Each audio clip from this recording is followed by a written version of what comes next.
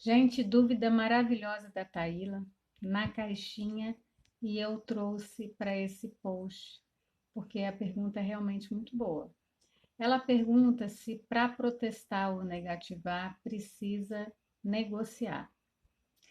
E aí eu quero responder o seguinte: não existe uma obrigação legal expressa nesse sentido, mas todo mundo que contrata possui deveres. Então, você que já sabe que você tem deveres, na locação existem três relações distintas. A relação locatícia em si, que acontece na base da pirâmide, entre locador e locatário, existe o seu vínculo com o locador e o seu vínculo com o locatário. Para todo e qualquer contrato, as partes têm deveres.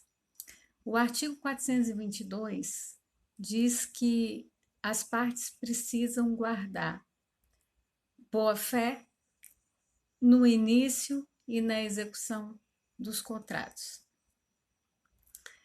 E daí decorrem o que se chama tecnicamente de deveres anexos, tá?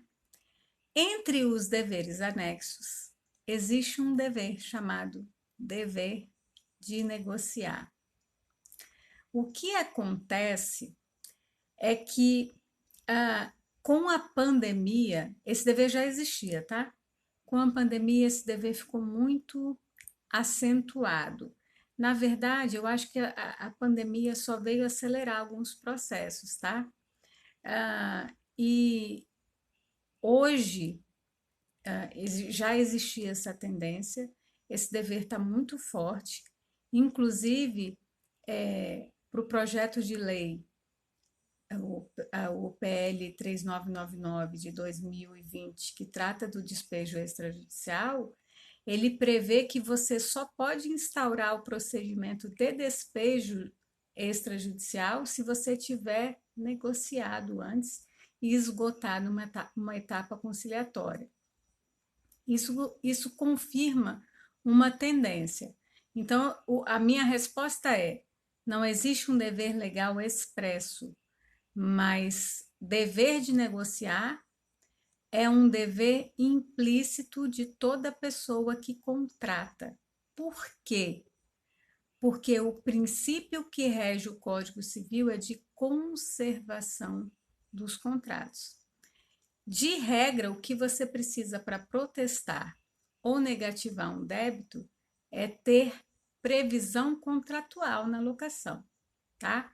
Agora, eu não te aconselho a proceder a uma negativação sem pelo menos negociar ou informar que a pessoa está prestes a ter o nome negativado. Aí você vai falar assim para mim, mas esse dever não é do locador? É, porque a relação que vai originar essa negativação é a relação locatícia entre locador e locatário. Mas você, como imobiliária, você, como corretor, como gestor da locação, tem um dever de intermediação. Então, é como se você. Não é que você se subroga. Como você tem o dever de intermediar, você precisa propor essa mesa. Tá bom, Taíla?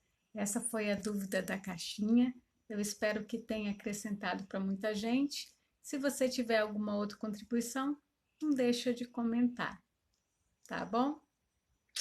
Meu nome é Raquel Queiroz Braga, essa é a coluna Verso e Reverso nas Relações Locatícias, hoje respondendo a dúvida da caixinha.